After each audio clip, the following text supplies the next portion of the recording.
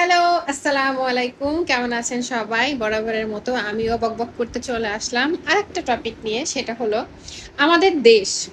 আমাদের দেশ একমাত্র বাংলাদেশ। আমাদের দেশেই এইটা সম্ভব, যেটা হলো ভাইরাল টপিক, ভাইরাল জিনিসের মানে কোনো অভাব নাই। ২ দিন পর পর ভাই অনলাইনে কিছু না কিছু ভাইরাল হবে, কিছু না কিছু টপিক নিয়ে মানুষ মানে ভাইরাল করেই দিবে।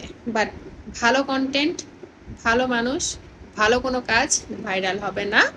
শুধু হবে উল্টাপাল্টা ঝগড়াঝাটি, কে কার নামে কথা বললো, কে কার পিছনে লাগলো, কে কারকে নিয়ে হ্যারাসমেন্ট করবে, এগুলা খুব ভালো করে ভাইরাল হয়।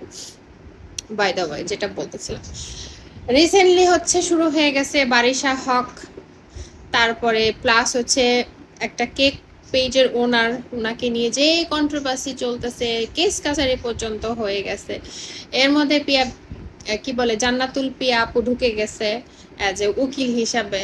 মানে লিটারালি এটার আগা মাথা মানে ফেসবুকে স্ক্রল করলে শুধু এদেরকেই দেখতে পাচ্ছি। কেউ লাইভ করছে, কেউ পোস্ট করছে, কেউ হচ্ছে ও বাই দ্য ওয়ে, তার মধ্যে আবার জিন আপা বাদ যাবে কেন, জিন আপাও ঢুকে গেছে এর মধ্যে।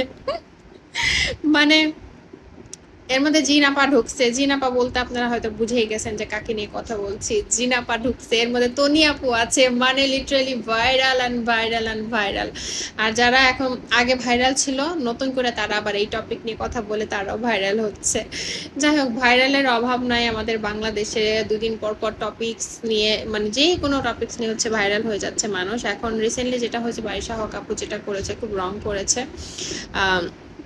আসলে বড় বড় ইনফ্লুয়েন্সার হয়ে গেলে কিংবা অনেক বড় মাপের কোনো কিছু হয়ে গেলে তারা আসলে অনেক ছোট ছোট উদ্যোক্তাদেরকে ব্যবহার করে। এটা আসলে আমাদের দেশেই সম্ভব। আই থিঙ্ক ইন্ডিয়াতেও মনে হয় এরকম হয় না। ইন্ডিয়াতেও মনে হয় এরকম হয় না, বাট আমাদের বাংলাদেশে হয়। কারণ যারা একটু বড় আকারের ইনফ্লুয়েন্সার কিংবা লাইভ প্রেজেন্টার হয়ে গেছে, তারা আসলে ছোট ছোট উদ্যোক্তাদের হ্যারাসমেন্ট করতেই থাকে। কেউ ভয়ে মুখ খোলে না, কেউ আবার মুখ খুললেও সেটা দামায় ফেলে। তো আই ডোন্ট নো যে এই বারিশা আপুর এই ম্যাটারটা আসলে কতদূর পৌঁছাবে কিংবা কতদূর কি হবে। উনি তো অলরেডি কেস করে ফেলছে। উনি অলরেডি সে কেক ওনারের নামে কেস করে ফেলছে, মানহানির কেস।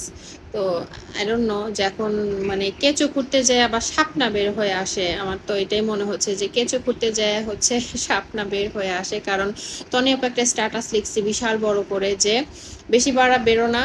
যদি ৫,০০০ না কত হাজার উদ্যোক্তা আছে বাংলাদেশে, তো উনি হচ্ছে সবার কথা বললো। তো আমরা সবাই মিলে যদি নেমে যাই তাহলে কিন্তু তোমার কোনো উপায় নাই, তোমাকে কিন্তু সবাই একদম ধরে একদম নিচে নামাই ফেলবে। তো বেশি বার বেরো না, যাতে আমরা বাধ্য না হই তোমাকে নিয়ে কথা বলতে। সব স্ক্রিন রেকর্ড আছে, তারপর ভয়েস রেকর্ড আছে, সবকিছু এভিডেন্স তাদের কাছে আছে। তো আসলে একটাই কথা হলো যে বাংলাদেশ মানে ভাইরাল কান্ট্রি। আমাদের বাংলাদেশ ভাইরাল কান্ট্রি, মানে যখন তখন যে কোনো কিছু ভাইরাল হয়ে যায়। এটাই হচ্ছে আজকের ভিডিও ছিল। আল্লাহ হাফেজ।